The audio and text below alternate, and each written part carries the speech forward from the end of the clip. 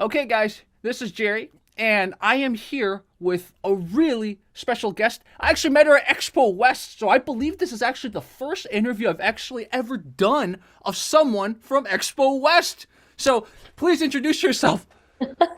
Thank you very much. Expo in West indeed was something. It's like the biggest mecca of trade shows. So I was so glad to run into Jerry. Mhm. And thank you for again this interest in my brand and giving me this opportunity today to talk to your audience. Mhm. Hello, everybody behind the listening ears. My name is Pallavi, and I'm a mompreneur from Portland, Oregon. The name of my brand is called Dtocs, and it's spelled a little non-traditionally. This is dtocs.com. And at Dtocs, I make sustainable tableware like plates, bowls, straws, cutlery, etc., from fallen palm leaves. And hence the word detox, because this is like a detox journey, like a cleansing journey, but with palm leaves.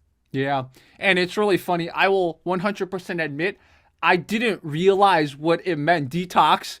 I didn't realize it was a play on the word detox, so I will fully admit that I didn't realize. I mean, a lot of people actually did walk by my booth, and that very often happens that they just walk by and they really can't interpret, which is okay because I did very intentionally name my brand something non-standardized because I want people to pay attention and I want them to be curious and then coming to me like, what is detox? So what does this mean? DTOCS. So that's an icebreaker question right there, right? Yeah. And once they realize what it means, it will fully stick to them forever. I will never forget this now. Detox. Now I know exactly what I didn't realize when I first saw the brand. Thank you. That is what it's supposed to do. And it did work, which is leave a long lasting impression of the word and it just sticks to people's mind. Yeah. So let's talk about palm leaves. I was mentioning to you at Expo West that I used to walk a dog that loved chewing on fallen palm leaves because Santa Monica, here where I live, has imported a lot of those palm trees from Hawaii, I believe. So, like, none of it's native, but we have thousands of palm trees. And, when it rains, when it storms, usually they drop a lot of their leaves. So tell me more about kind of how you stumbled on this really cool little raw material that most of us don't even consider. So please. Thank you for bringing that question. And you bring up a very great review for me because a lot of our customers actually reach out to me, giving me a picture of their pet, like a dog or sometimes a rabbit in their backyard, actually playing with our tableware. So that is basically what the truth is that our products make a great play kind of a material for pets. And we've often seen our customers giving us that review that the rabbit in the backyard was found to be playing with our tableware that they had thrown in the backyard for composting. So, like you just mentioned, that I make products with palm leaves. So, these are, of course, the palm leaves I do not find in California or Santa Monica or Florida. So, to the audience that is listening to us today and is interested in knowing about these palm trees, I do make my products, I do manufacture them in India for two main purposes. The first purpose is because my raw material, which was the areca palm leaves that are found only in India, because their purpose is to produce areca nuts. Once the areca nuts are produced from the trees, the leaves fall down, and I'm the mom who rescued these fallen leaves to give them one more use to create these sustainable tableware for the food industry and the hospitality industry. The second reason is because I am born in India. I was born in India, and I'm a BIPOC, she, her pronounced woman, and I want to give back to the community where I was born. And this was my purpose of creating my brand and really getting my supply from India. So those are the two main reasons why I chose India as my supplier for palm leaves. And again, like you said, we dox it a lot. My I have two daughters and they dox it. So we found a lot of dogs actually playing with our own tableware. So whenever we give them water, a food, what generally ends up happening is everything is on the ground and they run away with those dishes to play with them. So I think that gave me a good opportunity to realize my next product, maybe in the coming few years, could be a pet product that the pets would love to play with. The word that was the buzz, I mean, I'm sure you've known about the word, but I learned it this year is upcycle, right? That's the word that I learned this year. Basically, for those of you who are not familiar, upcycle is basically you take something that would have been thrown away and you use it to do something else. So it's kind of like recycling, but it's different, right? Because recycling is a whole process, and some people would argue, depending on how you recycle, you're actually generating more greenhouse gases. But upcycle seems to be the way to go, to take stuff that otherwise would have been thrown away and just create something out of it. And that's what you're doing. Correct. So upcycle definitely refers to taking something that you no longer need and you just transform it into something. So that's the beauty here for my raw material, which is areca palm leaves. They're anyway on the ground, like I said, because the areca nuts produce nuts, the leaves fall down. So again, here the leaves are the renewable resources. So I'm upcycling these renewable resources that are on the ground and really heat compressing them to make beautiful dishes out of them. Another question I had is, so you're an entrepreneur. It was a really cool word you use, mompreneur. How did you say that again? So I'm the mompreneur I'm behind. mompreneur. Yeah. Yeah. So did you always have entrepreneurial thoughts, or was this something that kind of, after you had a family, you kind of more grew into it? Tell me more about that. Sure. Thank you for bringing that up. So this mompreneurship really fell into my lap, and I believe it was my calling. I was never prepared for a business because coming from a BIPOC community, immigrant family, coming to United States a decade ago, I could have never imagined myself as a business owner because it was just too far ahead.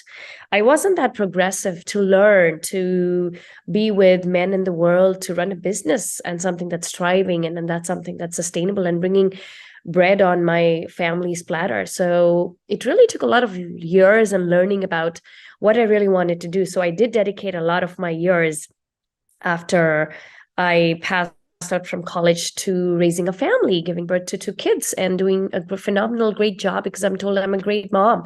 And after that, when I was done with everything, I think I was like, what do I need to do for myself? What can I do for the community back in India? And that's when I started using my expertise. So I did work for a private company in logistics, and I took that all of those 10 years of expertise in working in logistics, finding how to ship something from country A to country B and figuring it all out. I applied that towards my own business.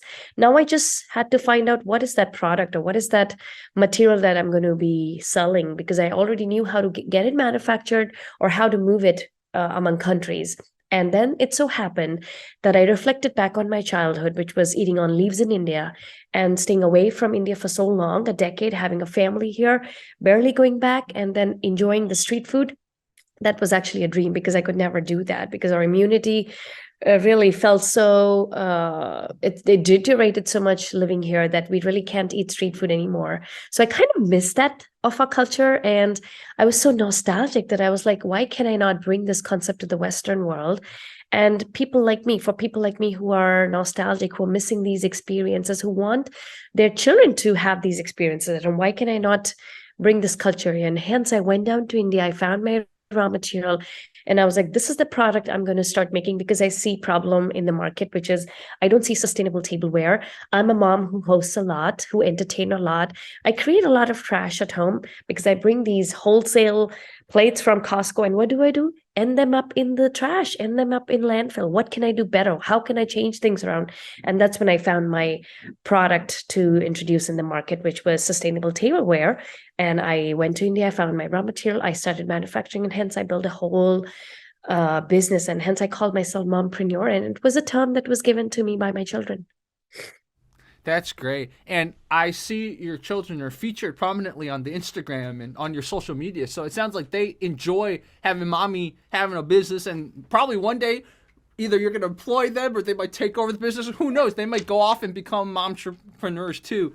Correct. So that is the goal. Legacy is just not leaving something behind, but it is also something to be known for. What have you done in this life? Something you're remembered for. And I think that's where I want to leave a legacy for Dtocs, which is raising these eco-conscious children. And then they are officially hired as a brand ambassadors, which means anywhere I need to replicate myself, to advocate for sustainability, to advocate for better plastic-free and paper products, I do put them in front line and let them do the work, which is I see them talk just like myself. And I feel very proud of that they can replicate me now and they can do this job even better than me. And someday, like you said, I might be able to will this whole business to them. They might be the next innovators creating something more big than what I have done for the consumers that really are eco-conscious and need more innovative products in today's food service world, in today's hospitality and events world. Yeah, and those 10 years you did working logistics, it's like that's almost like a godsend, right? That really helped you because I've known a lot of people who tried that kind of international route and something in the logistics usually destroys their sort of entrepreneurial business. Whether it's the warehousing part, where do you store it once it's shipped over, or maybe like how do I interact with factories in the other country I'm outsourcing to. There's always somewhere along that logistics chain that they didn't think of because they didn't have those 10 years of logistics. So that must have really helped you when you were starting your business. Definitely. So nobody does tell you that it is hard, and it is some if you're not progressive in your thinking, if you're not thinking ahead of time, what if this, what if that, and you don't make plans for those rainy days, I don't think you will be able to survive. So I think it's very important as a business owner to think ahead and to have different plans in action. That what if this doesn't work? What are we going to like have strategies? And that's where the whole world lives on strategies and plans and game changers. So I think that knowledge really did come very handy. But how did I apply it to the real world was a different story. So Dtocs is my third business. It was I did have two other businesses, but the difference was I was not manufacturing anything overseas. It was just something I was taking as a wholesale and selling them to the consumer.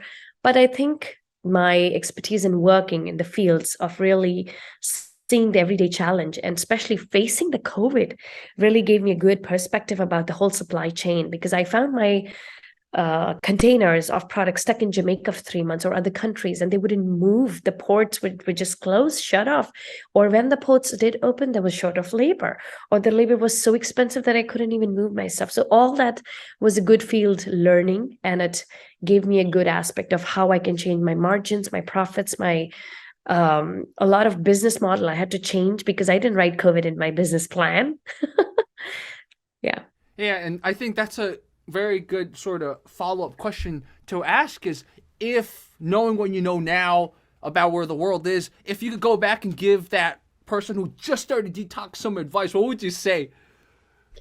Oh boy, that is a good question because I have so many advices, but I think the good thing is there are a lot of resources available, and it's very important as a business owner to surround yourself with a lot of knowledge and network. So there might be somebody you know who's somebody who knows somebody. So again, it could be ripple effect, and knowing tapping into that industry, you really have to be outside your comfort zone, talking to people and really sharing and really making an ask. Like if you want something or if you're stuck somewhere, it is okay to give yourself permission to go ahead and ask, put that ask to other business owners, community. So finding that community support is very important. And I'm so glad I live in Oregon. It is one of the best communities for business support. And I get that very often from XYZ people, even if I don't know them, or when I know somebody, they connect me to somebody. And that's what I would say as a business owner, you really have to build that, and that takes time. So started way ahead in your business plan. I mean, it's been 4 years. I am still networking. I am still getting my brand name out. Though we are doing good, we're meeting all our targets, but it's never enough, right? Is it? Yeah, and I will elaborate on what you just said because I'm learning that too. Like I have a lot of YouTube channels, right? And for a while I was like, "Oh, I can sustain myself, oh, I don't need people." But especially recently I realized, you know what, maybe I need to change a little bit of that mentality. And so like this year when I was at Expo West, I was much more networking than last year. It's like it's the same. I've been learning, and one thing that you said is like, if you can surround yourself with people that really care and want to discuss and give advice, etc., in the very beginning, that's so important. Like, I wish I surrounded myself with more YouTubers who wanted to really talk strategy. I didn't have that. Like, when I started my YouTube journey, I was working at a company also, right? But I was the most successful YouTuber in the group of YouTubers I hung out with. That's not good. I'm starting my YouTube journey. I shouldn't know the most, right? So that's something that I would, taking away from what you just said. It's like you really have to surround yourself with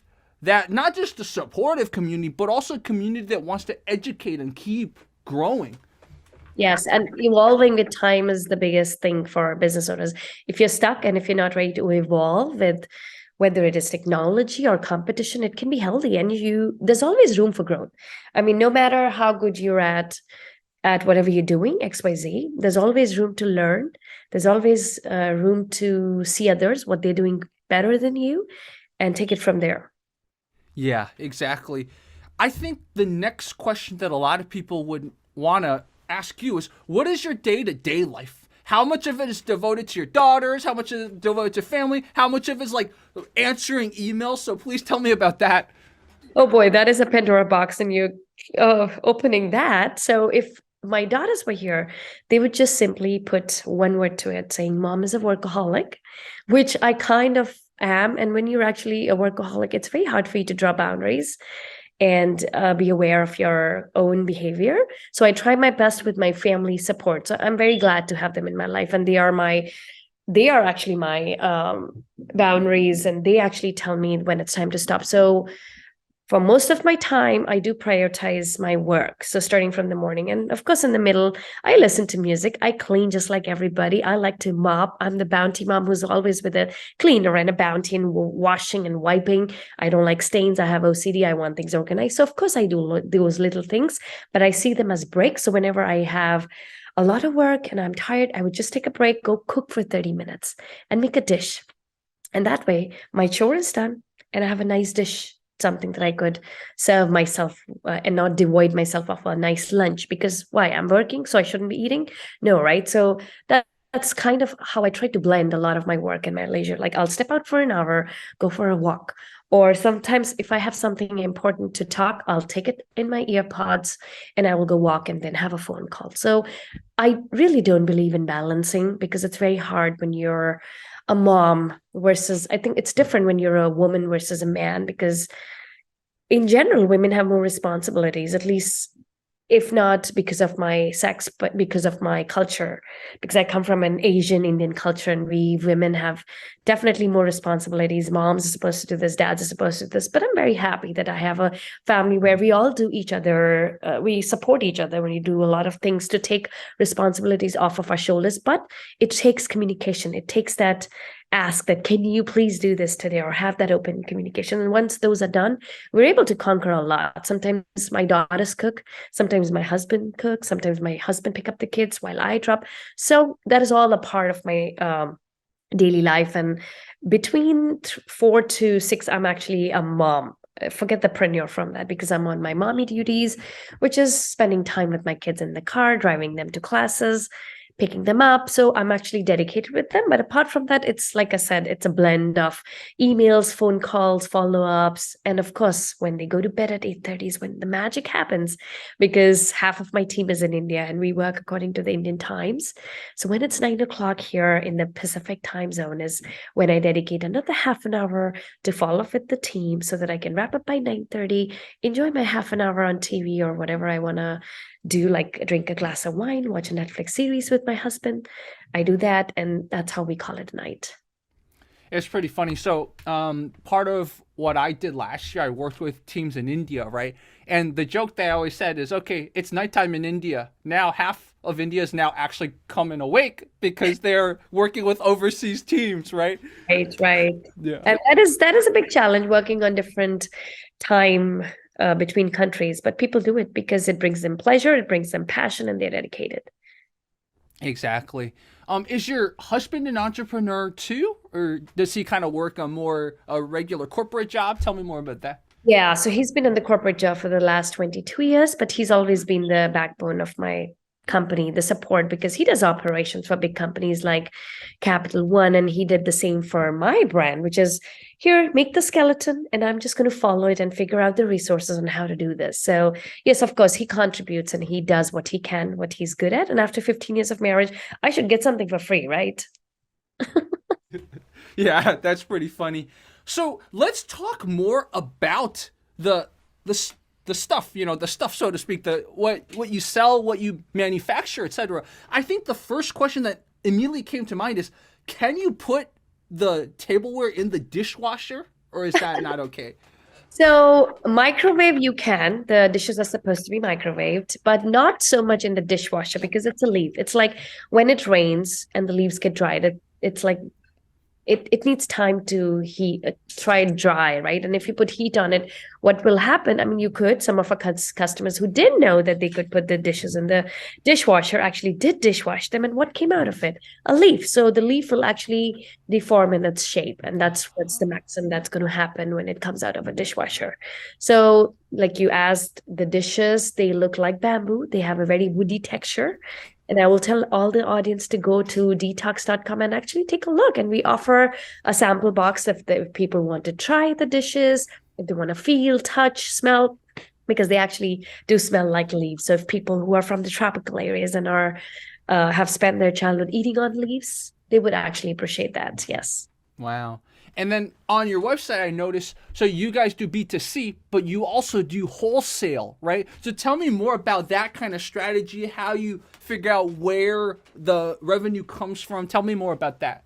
Sure. Thank you for asking. So again, when we did launch 2019, we started as a direct-to-consumer brand because again, I developed this whole brand because of my own need, which was I wish I could have found one dish that would go in the microwave, something that would be compostable, something that I could use for entertaining my guests without having to stand in front of the microwave and heat the food for them while I don't get to enjoy it or entertain the guests.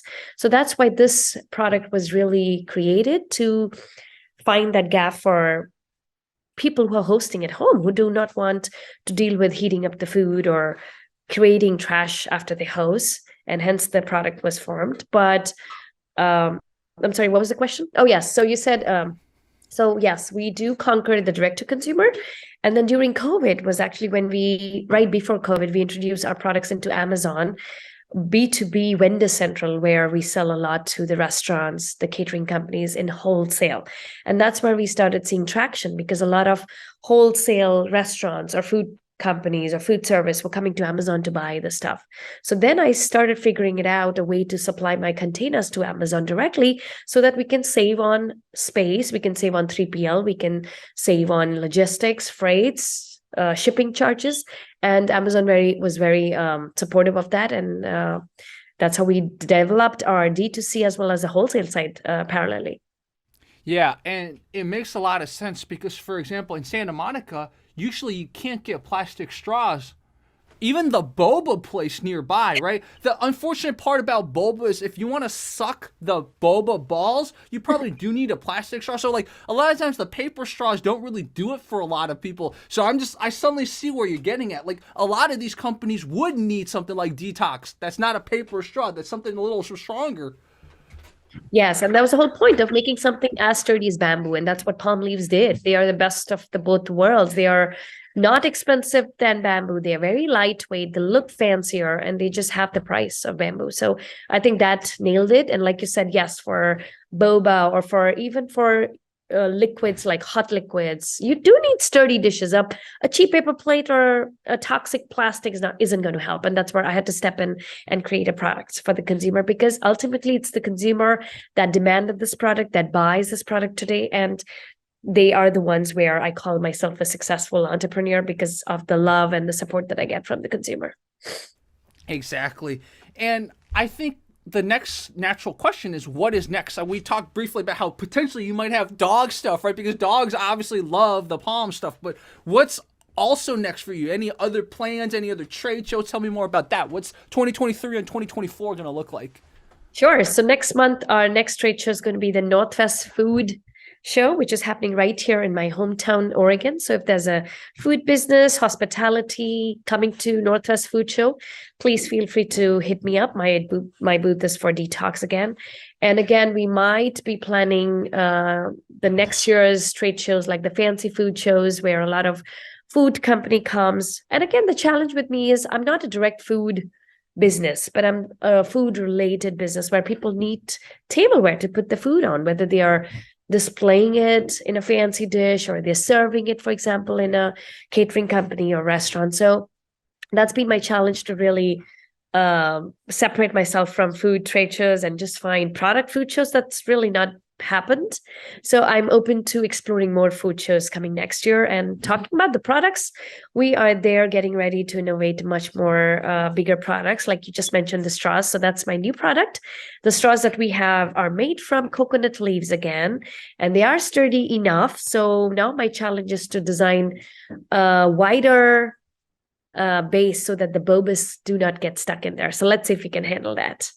Exactly. And I think this is a cool question too. Let's say about the R&D stuff, right? How hands-on are you with a lot of these tasks, or do you delegate? Are you like a lot of delegation, or you're very hands-on, or is it kind of depending on the task, depending on the responsibility? So we are a small company, just been 4 years. So we really don't have a lot of money for the R&D, and we try to be very, very intentional in R&Ding. So what we can do, we do in-house with our own suppliers and try to meet some of the expectations of a consumer if we can design a product or not. So if it's a very straightforward custom design, for example, there's a food company who wants a heart-shaped product, and it is this much design, this dimension, this depth, we can definitely work with it. But let's say if there's a company who wants a total 8-ounce cup, the challenge is when you design cups more than 5 ounces, they break because the leaves are not sturdy. So I don't have that kind of funds to do the R&D to spend. But again, I'm open, and if the listeners have any leads to connect me to any incubator programs, experiment programs where we can get some kind of R&D money, I'm open to expanding that as well. And I guess the final question along this category is, as a woman entrepreneur, what are some resources? Let's say someone else is a woman, or someone wants to really, really kind of take their lives into this entrepreneurial hands. What other resources do you recommend they check out? Like, because, it's all about the support network, like we've been talking about this whole time. So tell me more about that. Great question. And I will definitely say there are so many accelerator and incubator programs that are happening probably in everybody's state. That is very important for you to just Google and find those, because those are the networks that you really want to be in, because those are the people that have other business owners. And like you said, maybe business owners in your own industry. So if you need industry experts, or if you want coaches or mentors who can actually help you in your industry experts, it is very important for you to participate in those accelerators. And again, companies can be in different phases, in different growth phases. Like some people might be just having an idea. Some people might be more than just an idea and starting their first product or second product in their first year. The next type of companies would be somebody who's been doing this for 3 years and now are growing, or somebody who's been doing this for 10 years and are really scaled that much that they have a valuable input to give to people who are just starting. So that is why it's important to be in these accelerator programs according to your growth, according to the company phase you're in. So choose those accelerator programs very wisely, because from those accelerator programs, that opens up a network into tapping into these resources that everybody needs, whether it's PR, whether it's warm leads, whether it's somebody who can help you get in the local newspaper or the local news channel. Everybody knows everybody in those programs, because they are starting something so big to support business owners. And those are all free. So it's all about looking for something. And again, making sure that you're putting an ask. There's so many communities that it is okay to put your ask, saying, I'm this person, I do this, and I need help with that. And that's a lot of courage for a business owner to do, to make that ask. And again, for people like me who been there, done this, I'm more than happy to brainstorm and provide any resource that people need, because I don't want you to go through what I went through. It's been 4 years. And if you can fast forward this, I'm here to help you out. Yeah, it's funny you say that, because when we get to a certain phase in whatever journey, we want to tell people, hey, don't repeat the same mistakes, right? But oftentimes they have to be the ones to want to reach out to you. If you give them free advice, or you give them advice that they don't feel is warranted, they'll never, never is the wrong word, but it's hard for them to listen to it, right? They have to really reach out to you and seek the advice. Yes. And I will also mention one more thing. As business owners, people are very busy. I get it.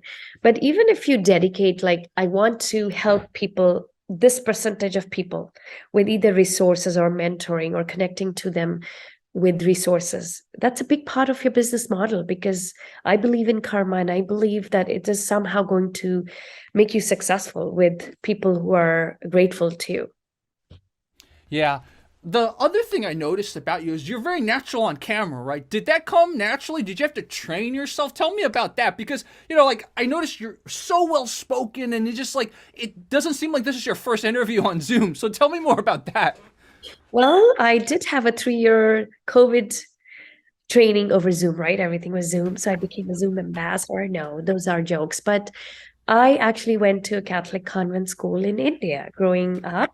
I was in a convent school from kindergarten through 10th grade because both my parents are professors and they believe education is the best thing you can give to children. And so do I, because that's what they make their life out of and their dreams come true with the kind of education you give them. And that is what really is being reflected here. That's why I'm confident and that's why I know what I'm talking. And I've done this enough now that I do get jitters sometimes when I don't know stuff, but when I do know, this is my passion. I do this every day. So I have this motivation to speak every day. And even the bigger motivation when somebody like you gives me an opportunity and I have only a few minutes to make this count. So I will do my best to make it count. Yeah, exactly. I mean, thanks for explaining that. It really shows like the education you put into yourself does pay off, right? And that's why I think this is speaking for children too. Sometimes if your parents are pushing you a little bit, it's okay. Like it's okay, right? I sometimes debate about this with some of my friends. I got a lot of Indian neighbors. We talk about this too. We're like, oh my, how much is too much pressure for parents, et cetera, et cetera. So that's a conversation for another time. But you can tell when someone is educated, someone's really refined. It's just there's an aura, right? And so that's something you present very well. Thank you. I appreciate those words.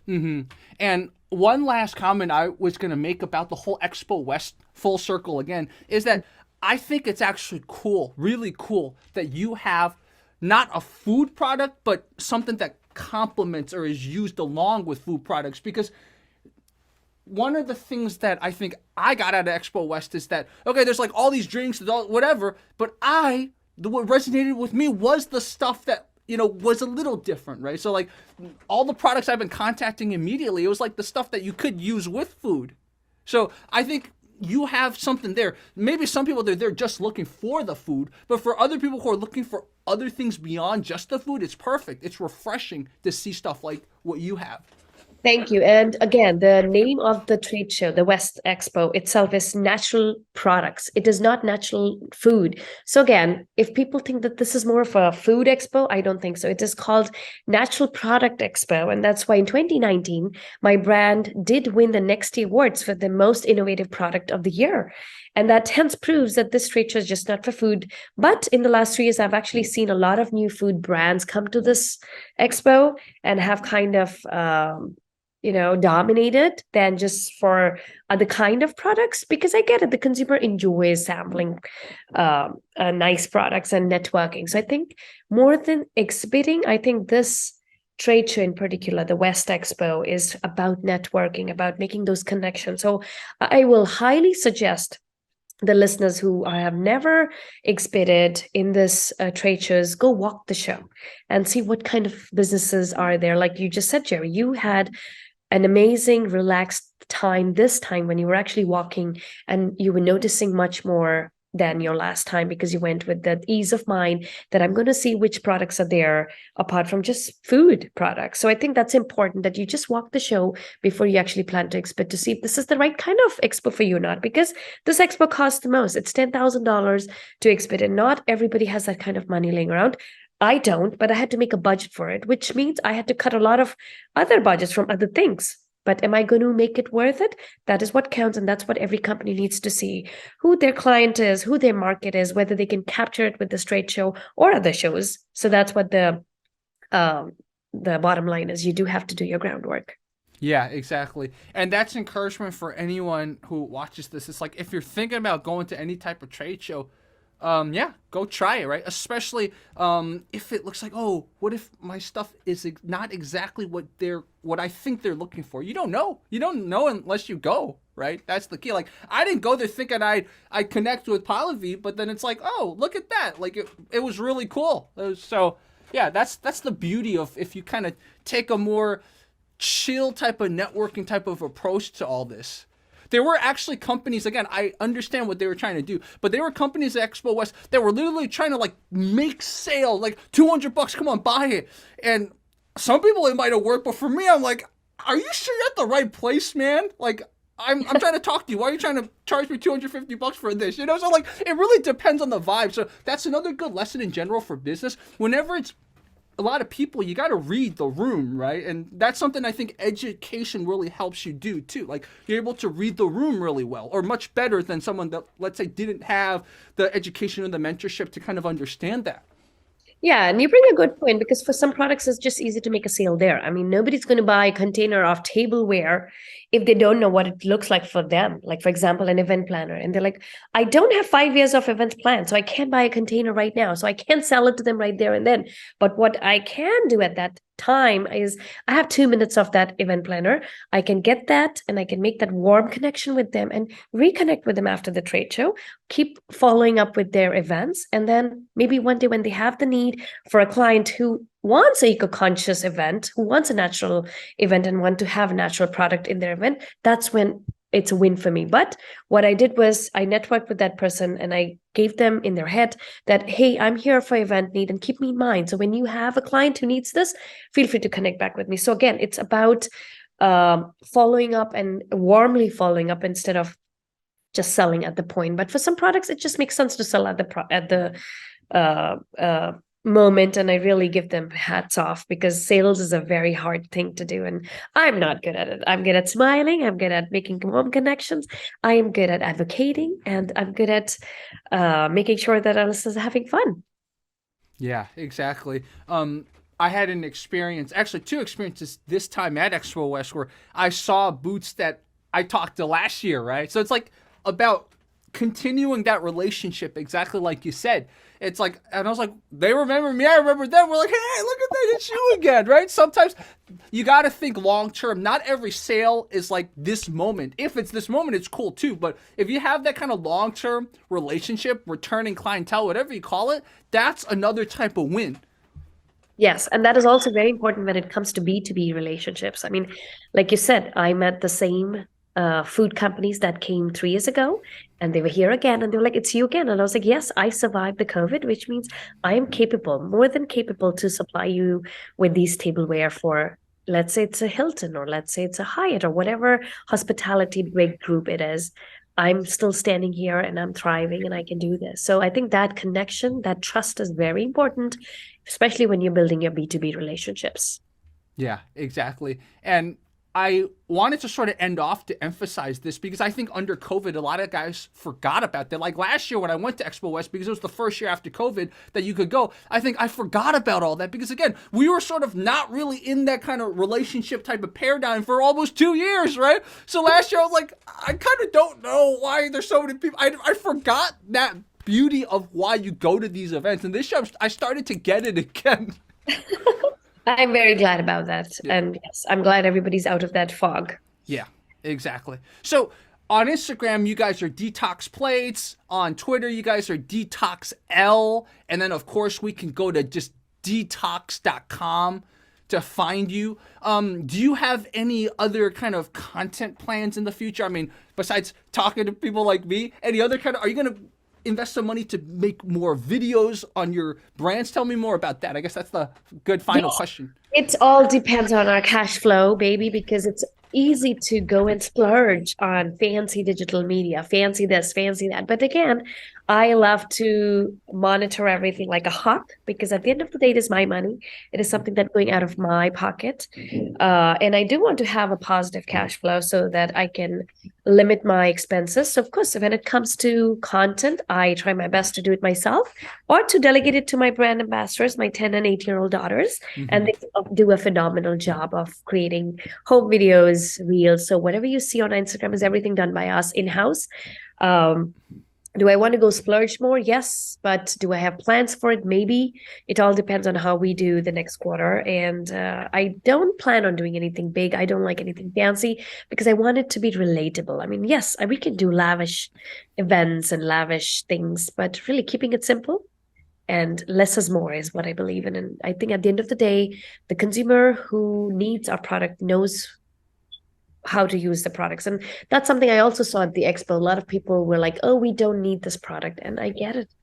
So not everybody needs the products because these products are at a premium price than paper and plastics. And until and unless you're somebody who deals with these products every day, like a food service company or events or food catering companies, you really don't know how to use these products. So that's fine. I give slack to the consumer that they're getting more aware, spending more time at home, cooking dishes, dealing with dishes, and then finally having a need to not wash dishes and look up online. Okay, what is a sustainable product that I can use? Being more eco-friendly. So again, there's a niche, and there are consumers who are looking for our products, and I am truly grateful for them to support my brand.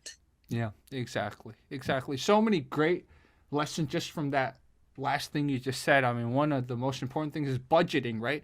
None of us like to budget, but it's so important. And then, of course, the other thing is let the product speak for itself. And that's something that I think you're doing very well. It's just like when you see that it's upcycling already, it's like upcycling to a good product. Like that's good. That's already, it can speak for itself. You don't need to like get people who might not even know they are interested, and then they're like, like I see what you mean.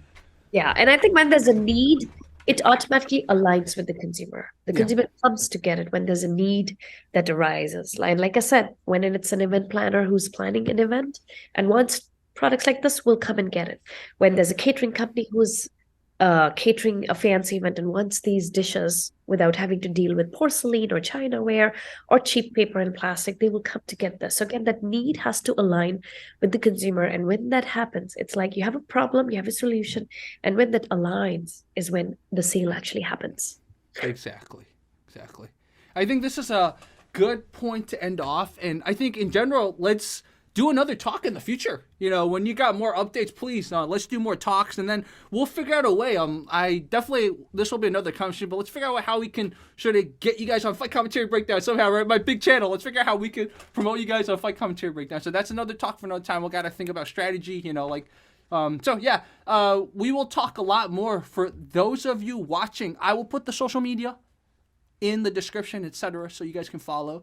And yes, right down there. So thank you so much. Do you have any final things to say, or tell me? So for the listeners who do want to give us a try, they are more than welcome to try the coupon code Dtocs10, like DTOCS followed by the number 1010. And they can use that at the checkout on our website, dtocs.com, and they can get 10% off and free shipping on any order. So that way they get to try what I am saying. You don't have to take my word for it. Yes, I do sell leaves. And if you don't believe it, or if you really want to wow and flabbergast yourself, go ahead and give us a try. And reviews, of course, are appreciated, right? So if they give you a try, please put some content up. Might as well. Yes, I would definitely do that. Thank you for this opportunity, Jerry. Definitely. Thank you.